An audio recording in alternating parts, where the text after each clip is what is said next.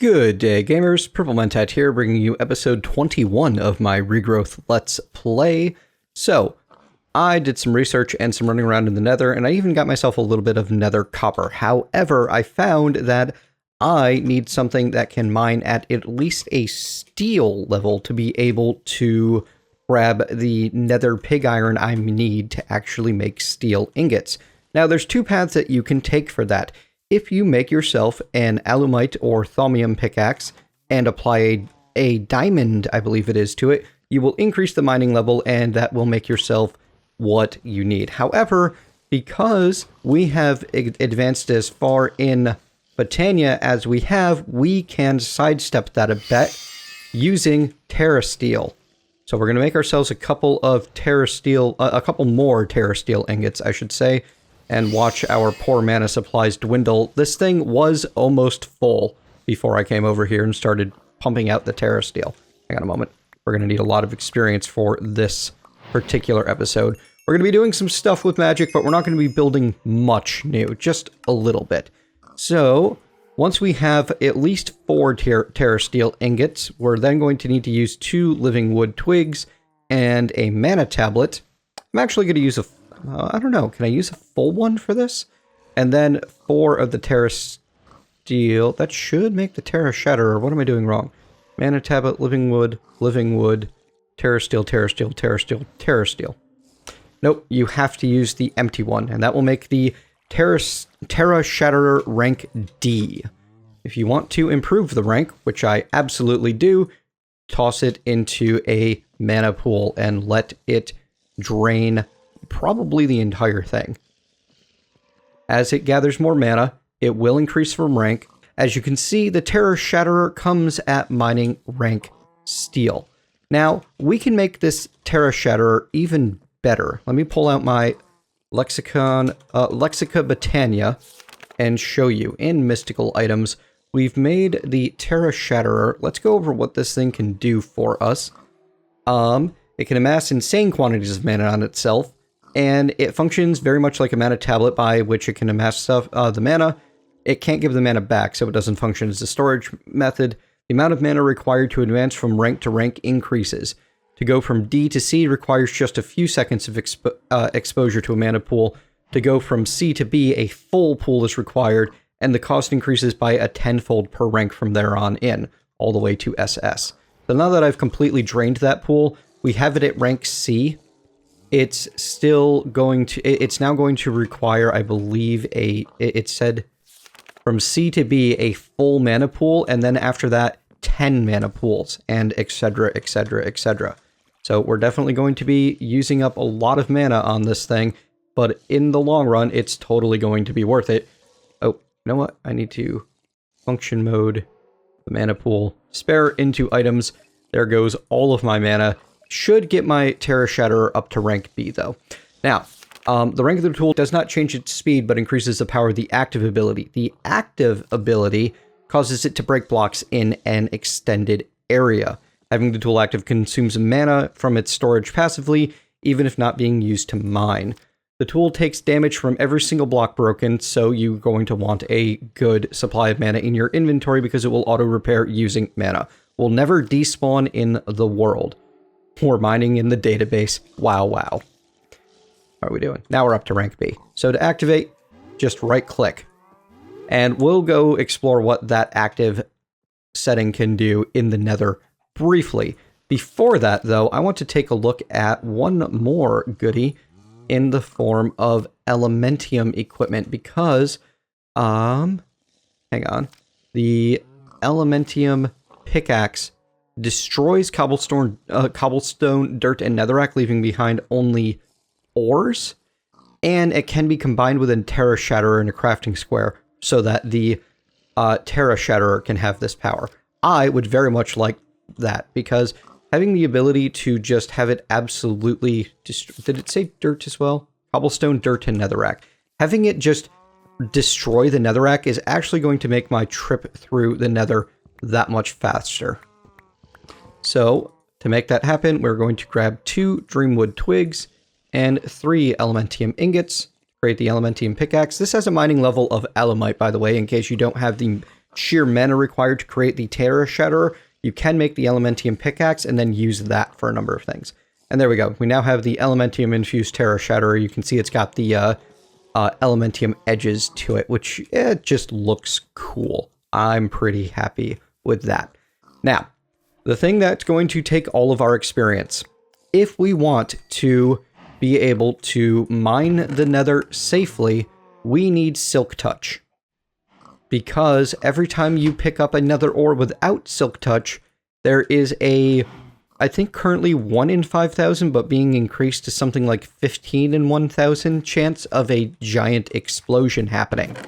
So I am going to start enchanting books in this enchantment table in an attempt to find myself a Silk Touch book. And it's just going to be a matter of time, because I can create an infinite amount of books and an infinite amount of experience using my various methods of growing extra experience from farmland. So when I have the books that I need, I'll give this at least a good half an hour of grinding at. And if I find that I'm not liking the speed that things are progressing, then I'll come back and we might build a different system for it. See you soon, folks. Okay, before we go any further, let's have a brief discussion about vanilla enchantment table mechanics. Now, simply put, when you have a mana pylon or when you have bookcases around your enchantment table, it increases the maximum level that you can enchant. With nothing there, it gives you a completely random between 1 and I believe about 7. Oh, nope, there was an 8. Okay. When you have just one bookcase down, it increases that minimum to, I believe, 3. Well, actually, no. But it increases the general level by 2. And it does that for every bookcase that you have. And the mana pylons increase the general level by a total of 15 each. So we'll set up one of those, and that's 15, 17, 19, 21. Now when I put a book in there, I should see 5, 16, 22. Excellent.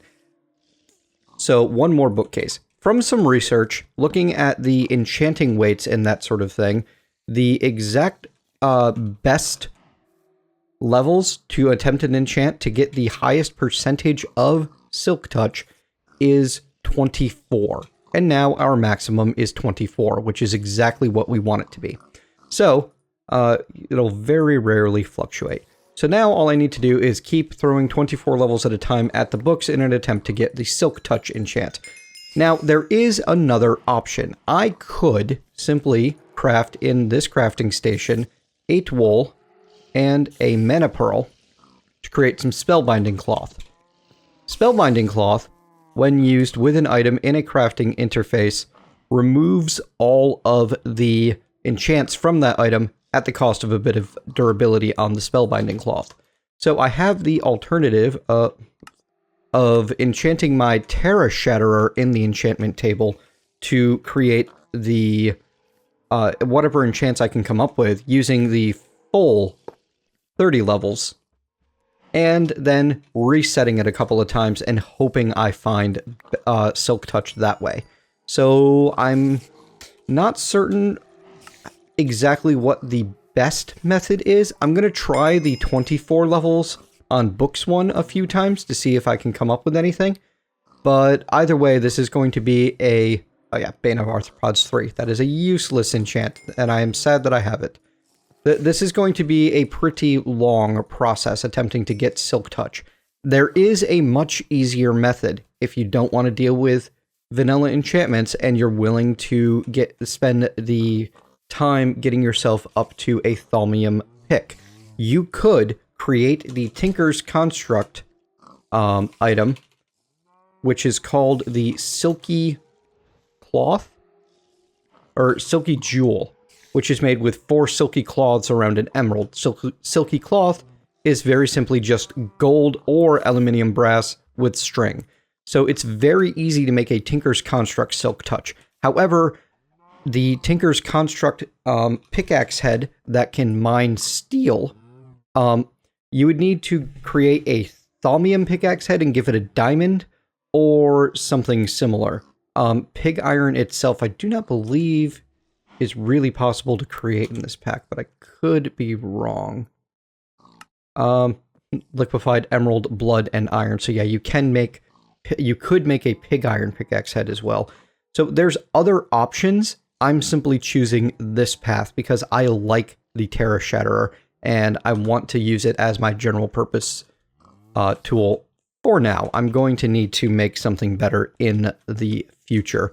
Eventually, I will be forced to use Tinker's Construct, but the more I can avoid it, well, I mean, you guys know that it's not my favorite mod, and I think that it has completely overtaken the Minecraft tools scene, and I like to use whatever else is available if I can. And if that means I have to do a little bit more grinding, so be it. Get some experience essence going, and let's get going. Alright, so I shall be back in a while after I've done a bunch of enchanting, and we'll see what we come up with. See you soon. Alrighty folks, I've been playing around for a while, and I've got a number of cool books, but none of them are Silk Touch. My efforts have failed me. As such, we are instead going to go ahead and get this Terra Shatterer enchanted directly. And we end up with Silk Touch 1 Efficiency 4. Look at that. Just as simple as that. Don't even need to give it another go. Ah, fantastic. Wish I had started with that, but that's okay. That's the way the cookie crumbles sometimes. So let's take this into the Nether and show you why I'm excited to be using the Terra Shatterer specifically. As you can see, I extended the experience seeds to be able to generate all of those levels. Alright, so with this being a steel level pick, one, I can of course very easily mine the nether quartz. That's pretty cool. And practically anything else I find as well, like nether gold, which is nice. And as you can see, I'm melting right through the netherrack without generating any extra, which will allow me to very quickly extract just the ores without any worry about picking up anything else. Now, if I want some netherrack just to have around as building material, I can easily use my mana steel pickaxe to mine some of this, just to get myself, yeah, I don't know, a stack or so, just to have on hand in case I need to go somewhere. Now, let's take a look at the real star of the Terra Shatterer. In its advanced mode, we're going to go over here. As you can see, it's mining just like a hammer would, except a whole lot faster in a 3x3 area. Ooh, cannot do sulfur ore yet. That requires a cobalt pick at least. Oh dear.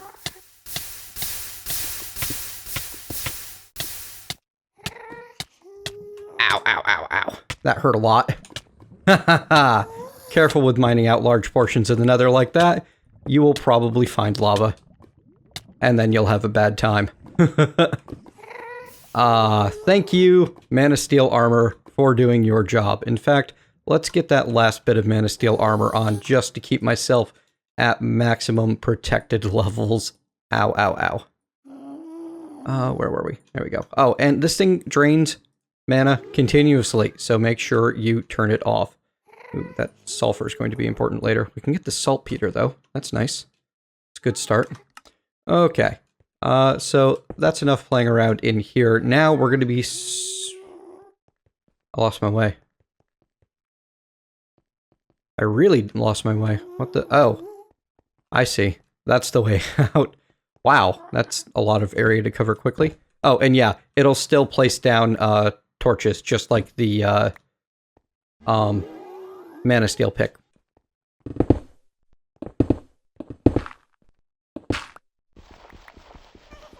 It's not very good at doing the tainted soil, but it'll still do a nice 3x3. So, that's something. Oh man, this shuffle, I wish it were faster. That's something I might do when I get back, is apply the Spellbinding Cloth and strip the XP boost and unbreaking off of this shovel. Give it something a little bit better. Alright, we'll take the nether quartz. As you can see, 0 chance of things exploding when you're using Silk Touch, which is exactly why I wanted to put in the extra effort to get the Silk Touch. However, I am going to tick off that pigman over there if I mine near him. I'm okay with this. At least I'm pretty sure I will. Let's make absolutely certain. Nether lapis? No. Okay. They don't care in this pack. That's excellent. I expected to have pigmen hostile. Anyway, I'm going to spend some time mining around. We're looking for a couple of things in particular here. Can't do osmium yet. Need a higher level of pick than I have. We're going to be looking for cobalt and ardite, definitely. Ooh. Look at that. That's nice. You know what? Ooh.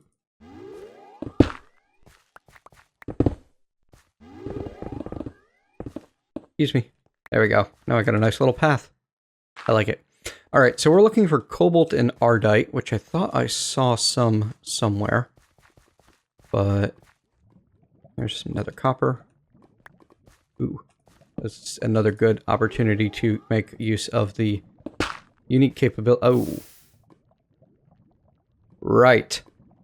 Careful there. I should have made myself another item for this. Make this a little bit safer when mining above lava. That way I wouldn't be losing anything. Oh, there's more nether lapis. Nice. So I need the copper to complete the first stage of the quest. I'm probably going to want a bunch more of these ores as well as the quest continues. Sulfur, I wish I could do. I'm going to be looking for the ardite and the cobalt so that I can get myself up to manulin levels. So I'm going to just pop around the nether, find some stuff, mine it up. When I find cool things, I will pop back in and show them to you. Back soon. Speaking of cool things, just around the corner I found myself some rutile ore, which is great. Unfortunately, it's just the one, which is less than good. However, it's a start. I believe there's a quest that calls for that specifically. And that would be in the What the World Enables. Fire away. I needed to get at least one nether rutile ore. Excellent. You'll start producing more interesting... Yep, titanium. The next step is to work on refining the metal that can be done using magnesium. Magnesium can be attained by melting down limestone into quicklime in the crucible furnace and mixing it with water. Pardon me, sorry about that. Need to expand your vat to be 2x2 for it to hold enough liquid to mix properly. Okay, we'll handle that when we get home. We have everything we need to complete titanium, it looks like. Which is great, because it's going to speed us along our way. But I want more nether rutile to take home with me. And I really want more... I want to get this nether thievery done as well. So, the mining continues. Ooh, speaking of more nether rutile, it's right in front of me. I'm really glad that these guys don't go hostile from me mining the ores. That would be miserable. There we go. Now we're starting to get a nice collection of it. Pretty happy about that. There's no recipe for rutile ore. But later on in the quest chain, once you have attained higher tech levels, you will be able to create steel in other ways. That doesn't help you. But the titanium, I believe that there is another way to get there. I will have to double check that, though, before I say for certain. Ooh, I think we just finished the thievery quest. Indeed, we have our 8 of 8. We get 32 nether quartz. And next on the list is reclamation. The more you work at reclaiming some of the ores from the nether, the better you should be able to equip yourself against its dangers. A task where player needs specific items. 1 nether iron and 1 nether coal. We'll get 24 osmium and 24 rutile. Clearly, that is the way to go if you're having trouble finding it yourself. Unfortunately, nether coal is really hard to spot. I'm really bad at it. Like, it's just miserable. I'm on maximum brightness, but... Ooh, osmium. Yay. Being able to tell what you're after... being able to tell that something is nether coal from a distance is, like, beyond my visual acuity. It's a problem. Ooh, the other great thing about Silk Touch. Goes right through glowstone, and you get to collect it as a solid block.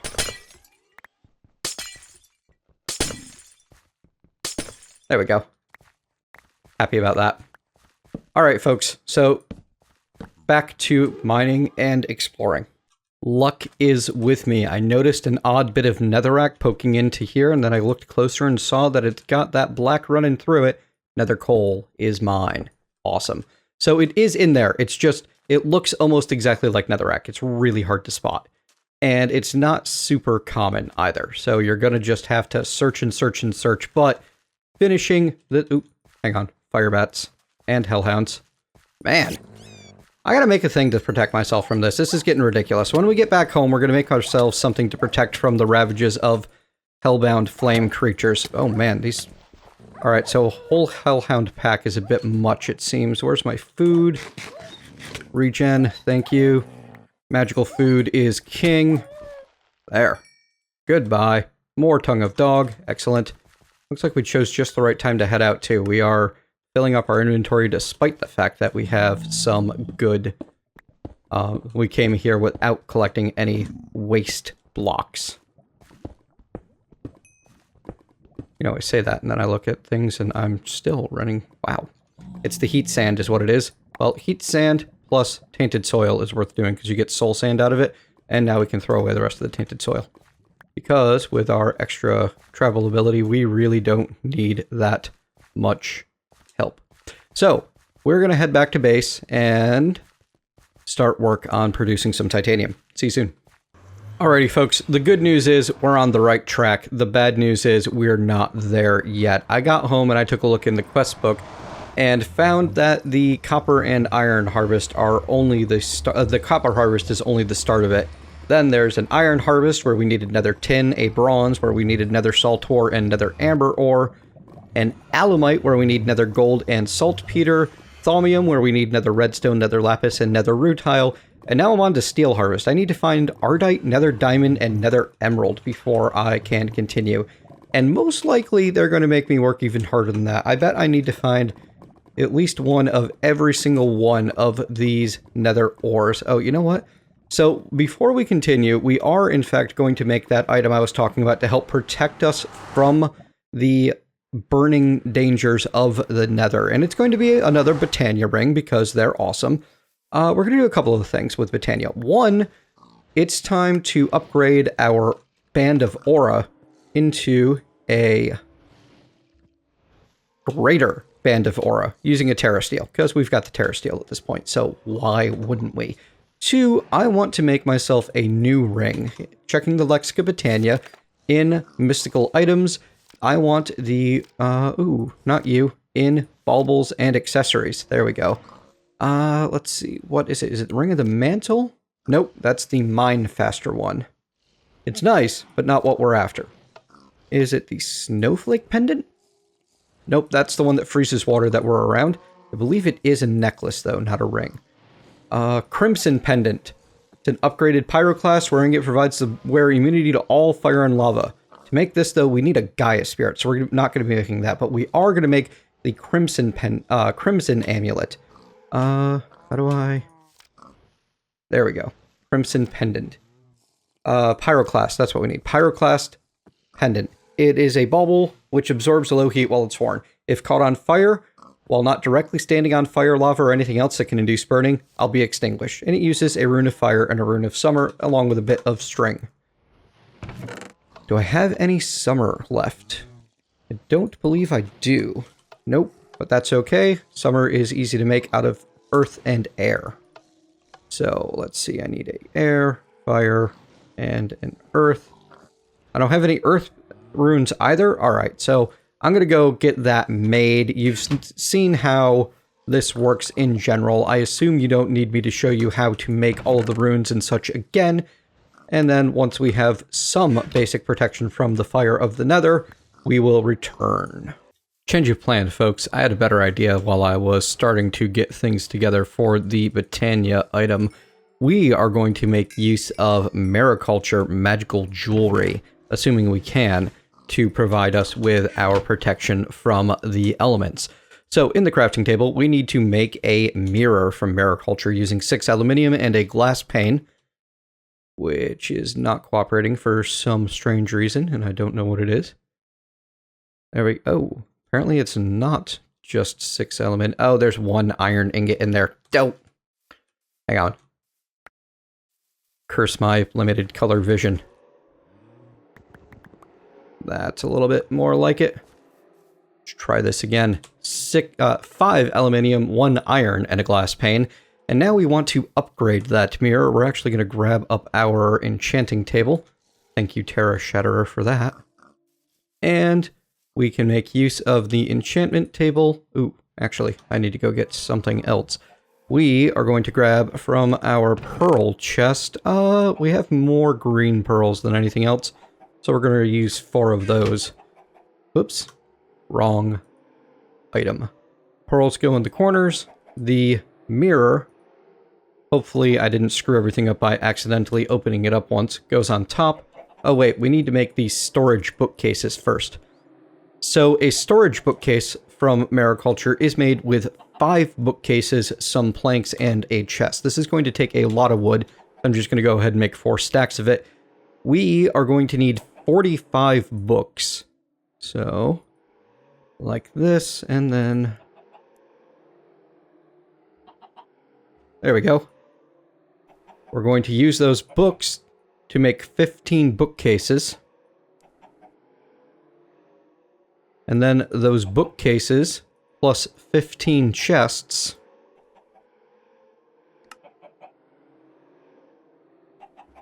Scroll wheel, by the way, to move things from one to another. You know what? I only needed 5 chests. That's okay. Or 3 chests. Anyway, it's not like I won't have a use for them. And then you combine the chest, 5 bookcases, and 3 birchwood planks to get the storage bookshelf. And I believe if I put this down, I can then open up an inventory. This is hidden storage. It looks exactly like a bookcase, but functions as a 9 inventory hiding space. I kind of like it. It's neat. Alright, so now those storage bookcases plus the enchantment table and the mirror should allow us to craft the magic mirror. We're going to use up our green pearls, as I said before, and it does want the repaired item. That's okay. Let's go show you one more use for the blacksmith hammer, and the part that makes it actually really cool. I need my tool bag, because in there lies my blacksmith hammer. We are going to toss the magic mirror onto the anvil, and we're going to give it a whack. And at the cost of some experience, we repair it. We can do this with basically any item in the game. At the cost of experience and durability on the blacksmith hammer, we can repair an item. This is more useful for some than others. Alright, let's get you equipped again. And now we should be able to craft that magic mirror. Will it let me shift click? Of course not. That would make life far too easy. Storage bookcases, mirror, and pearls. There we are. Now, with the magic mirror, if I hold shift and I right click, you notice I'm changing the number there. This functions as a portable enchantment table. We're going to be attempting to enchant our red pearls with 30 levels at a time, and our goal is the elemental affinity enchant. If we can get our hands on that, then we can become immune to lava. Leapfrog 4, okay, interesting, but not what we're after.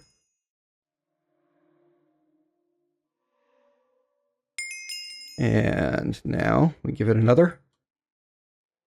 Sonic the Hedgehog 5, again, interesting, not what we're after.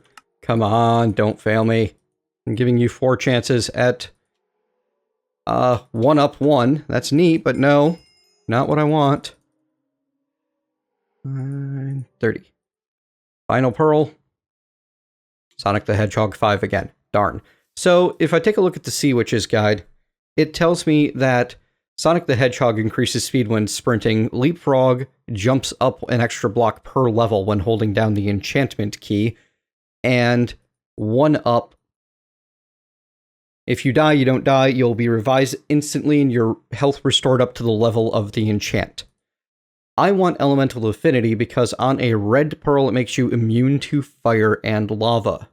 So, I'm going to keep working on getting myself that red pearl, and as I do, I'm going to be using the spellbinding cloth to remove the enchants that I don't want from the pearls. And this thing is fairly cheap, made with a mana pearl and 8 wool, and darn, that was annoying. Has, I believe, 100-ish uses. Anyway, I've used up just 5 durability so far, and you can see it's already starting to appear damaged. So, what did I accidentally generated an extra pearl when I did all of that. That's probably a bit of a bug. Not sure how that happened, but oh well. So yeah, I'm going to work at that a little bit and find myself the enchant that I'm after, which is that Elemental Affinity enchant. And once I finally have that, then I will be immune to the dangers of the nether. Ooh, step up.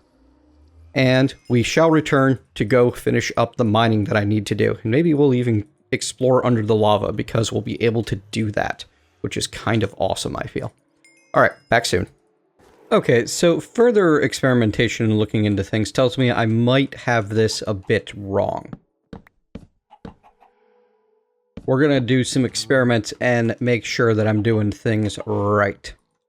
So, first on that list, I want to set up a bunch of more automated oysters. And to make that happen, ooh, you know what? That ain't going to work, is it? Nope, not enough room over here. Hang on. We need to build things differently. That's okay.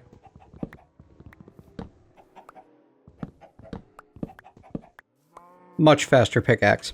So we're going to build it right here.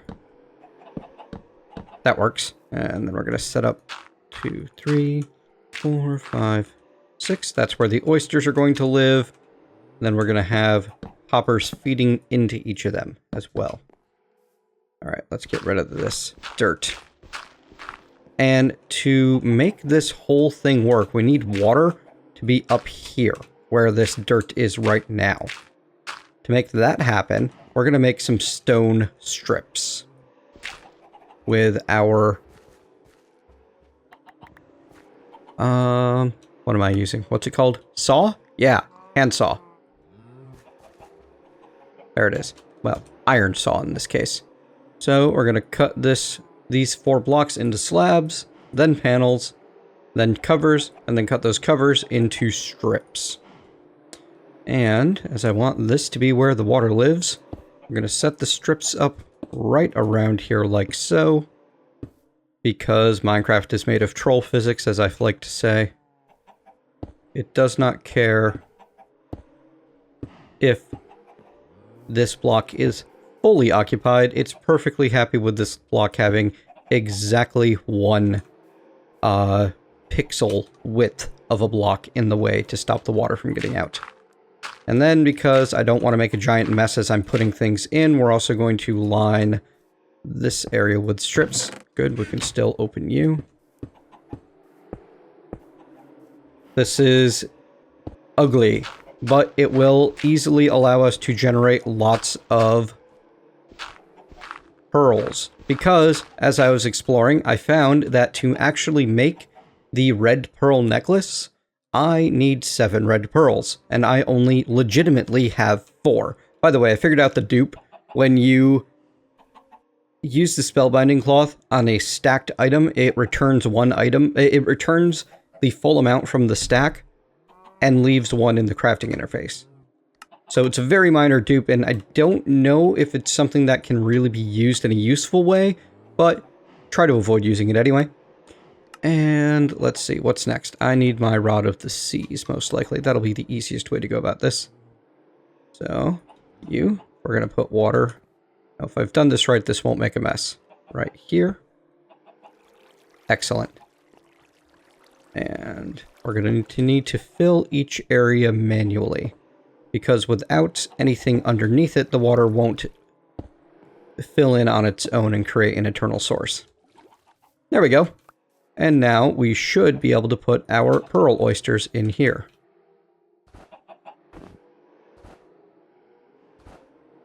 They don't actually need to be in the water themselves, they just need to be under a stable block of water. That is what makes them happy. I still have an I don't know why I have an extra red pearl. That's weird. Something strange there. I got one out of my pearl farm when I dug it up and filled in the dirt, but strange things happening. So I'm just going to go ahead and get 6 stacks of sand, and we're going to fill each one of these hoppers with a stack of sand. And as you can see, the sand gets put into the oyster and does not leave. It's quite happy to hang out there and wait to turn into a pearl before the oyster exposes the sand to the hopper on the bottom, and then the hopper on the bottom drags it all off into the chest. So we can give that some time to function, and it will turn into more pearls for us. I'm going to give that some time. While we do that, I have enough things and enough time-sensitive items that it is time to make myself an ability to a chunk loader. I want the ability to leave my base, especially with exploring in the nether being a thing that needs to happen, without losing my base's functionality. So, let's see if has any of them processed yet? Well, it's going to be really hard to tell, you know? Anyway, in time, they'll work. So to do that, what we're going to do, we're going to make what is called the world anchor from Railcraft. This is made with mana steel, mana pearl, and obsidian. It's actually a fairly easy recipe at this time. Now, I have asked the people on my server not to go nuts with these, as there's a limited amount of server resources. Let's see, mana steel. There we go. So I, as well, am only going to keep myself using the 1 for the time being. I might expand the area later. I'm going to have to talk to Saffron and find out what we think the server can handle. So what you want to do is you want to examine the chunks of your base and decide which areas are really important to you to keep loaded. For me, I would really like to be able to keep both this area where all of my mana generation happens. 1, 2. And this area where all of my mana is grown, where all of the coal and such is grown. So we're going to get the world anchor placed in this block, just out in the open for the time being.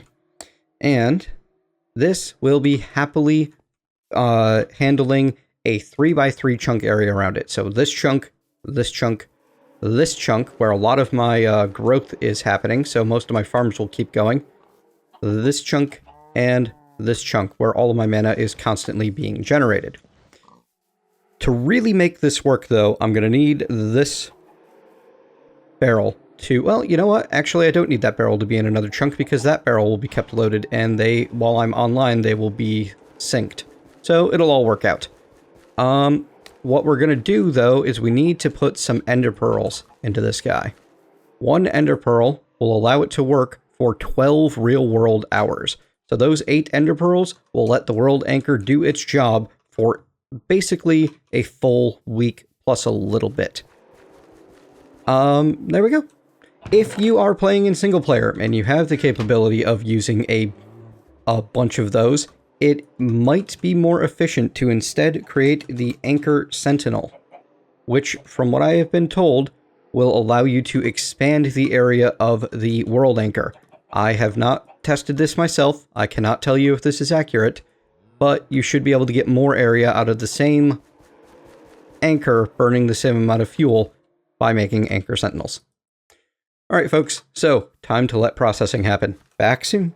Alright folks, after spending way too many experience levels on this little experiment and returning, I am unfortunately returning to you in failure. We are going to be making the Pyroclast pendant after all, because I've discovered that I need to be able to dump 45 levels into a red pearl to be able to reliably get the elemental affinity enchant, and to make that happen, well, I need a celestial mirror, which requires a nether star. As such, we will be making use of this for the time being. It will protect... Ooh, look, there's a little graphic. It even shows up on my guy. It will protect us from being lit on fire, but we will not be able to go swimming in the lava. Sadness. And also, I've realized that we have gone well past the 40-minute mark again, because I am terrible at keeping track of the time. So, I hope you've enjoyed my experimentations and eventual failure with making some cool new things from Mariculture. We will definitely be making use of the jewelry in the future, but I want to give it some time and wait until I have the right materials. Once we have titanium and some better tech, we'll be able to reliably kill the wither, and then we can start building the things that we need for